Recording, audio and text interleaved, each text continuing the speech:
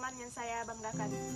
Yang pertama, marilah kita panjatkan puji syukur atas kehadirat Allah Subhanahu wa Ta'ala yang telah memberikan kita kesehatan, kesempatan untuk bisa melakukan diskusi walaupun dalam keadaan online.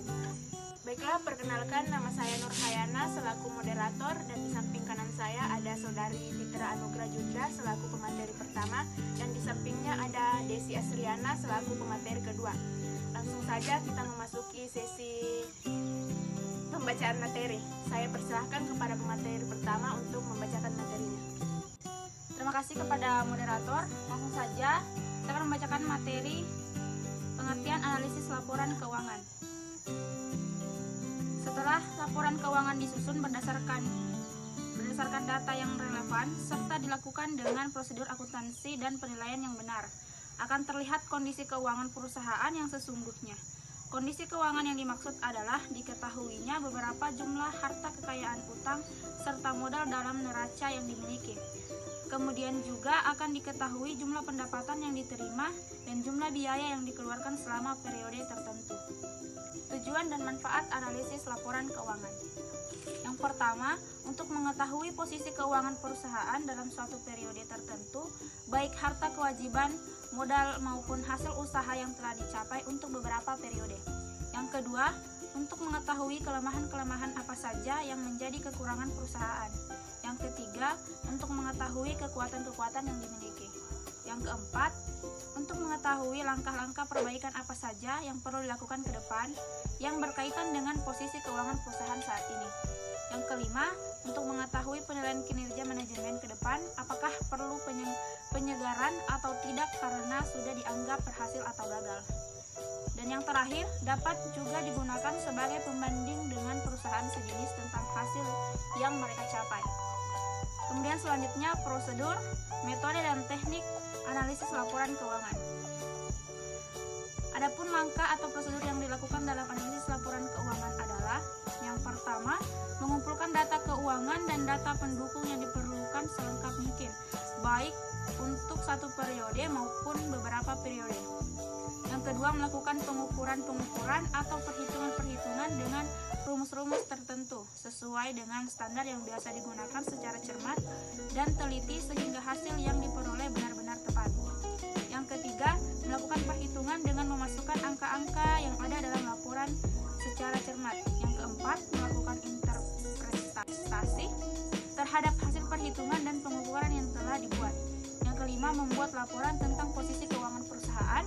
Dan yang keenam, memberikan rekomendasi yang dibutuhkan sehubungan dengan hasil analisis tersebut. Selanjutnya, metode analisis laporan keuangan yang bisa dipakai yaitu sebagai berikut.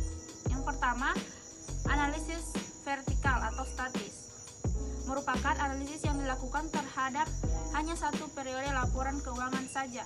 Analisis dilakukan antara pos-pos yang ada dalam satu periode informasi yang diperoleh hanya untuk satu periode saja dan tidak diketahui perkembangan dari periode ke periode tidak diketahui. Yang kedua, analisis horizontal atau dinamis merupakan analisis yang dilakukan dengan membandingkan laporan keuangan untuk beberapa periode. Dari hasil analisis ini akan terlihat perkembangan perusahaan dari periode yang satu ke periode yang lain. Baik, saya kembalikan kepada moderator. Terima kasih kepada pemateri pertama. Selanjutnya saya persilahkan kepada pemateri kedua. Saya akan melanjutkan pemateri pertama. Jenis teknik analisis laporan keuangan yang dapat dilakukan adalah sebagai berikut. Yang pertama, analisis perbandingan antara laporan keuangan. Yang kedua, analisis tren. Yang ketiga, analisis presentase komponen. Yang keempat, analisis sumber dan penggunaan dana. Yang kelima, analisis sumber dan penggunaan kas. Yang keenam, analisis rasio. Yang ketujuh, analisis kredit. Yang ke-8, analisis laba kotor. Kemudian yang ke-9, analisis titik pulang pokok atau titik impas. Kemudian analisis perbandingan laporan keuangan.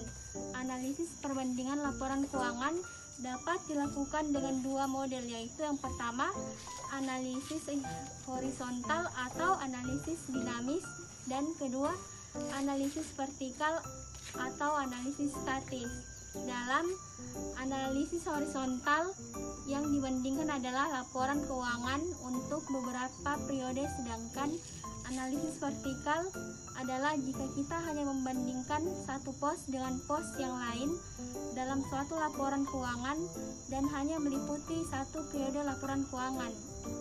Kemudian analisis tren atau tendensi merupakan analisis laporan keuangan yang biasanya dinyatakan dalam presentase tertentu. Dalam analisis tren perbandingan analisis dapat dilakukan dengan menggunakan analisis horizontal atau dinamis. Yang digunakan adalah data tahunan atau periode yang digunakan. Biasanya hanya 2 atau 3 periode. Hal ini disebabkan karena jika lebih dari 3 periode akan mengalami kesulitan dan menganalisisnya lebih cepat. Kemudian analisis presentase per komponen adalah merupakan teknik analisis laporan keuangan yang menganalisis komponen yang ada dalam laporan keuangan, baik yang ada di neraca maupun laporan laba rugi. Sebagai contoh adalah perbandingan antara aktiva dengan sediaan atau penjualan dengan komposisi biaya hasil. Analisis yang dibuatkan dalam bentuk presentase artinya mengubah jumlah rupiah dalam laporan keuangan menjadi presentase. Terima kasih. Saya akan lanjutkan ke moderator. Terima kasih kepada pemateri.